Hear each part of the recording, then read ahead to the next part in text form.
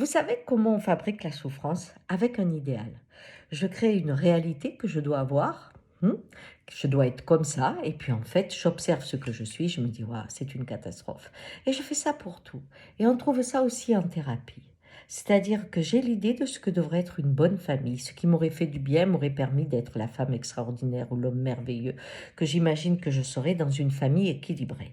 Et à partir de là, je regarde ma famille et ma lignée.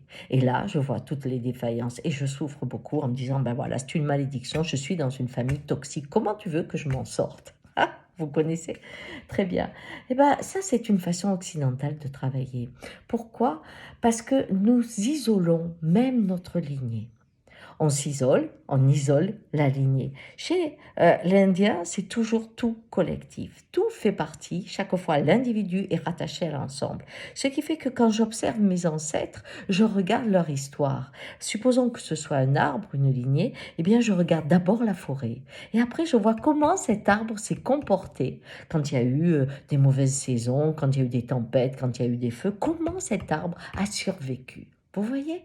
Donc c'est très très différent. Ce qui fait que si je remonte avec l'exploration de l'ensemble et de voir ma famille, comment elle s'en est sortie, eh bien j'arrive à des gens qui ont survécu avec des lois des fois terribles, des conditions qui sont la guerre, les épidémies, la famine, mais aussi des conditions de vie où l'homme doit aller à la guerre, mais la femme doit obéir à l'homme, doit se faire violer tous les jours, où elle n'a aucun droit, 1965 pour en avoir quelques-uns. Donc quand je regarde comment, dans cette époque-là, dans cette immigration, dans cette épreuve qu'a eu la communauté, comment ma lignée a réagi, alors là, je profite de l'expérience et je ne suis pas dans leur défaillance par rapport à un monde imaginaire que j'ai inventé. Vous voyez, cherchez la forêt et après regardez quel arbre est votre famille et comment elle s'est débrouillée pour être toujours là, car le miracle, c'est quand vous êtes là.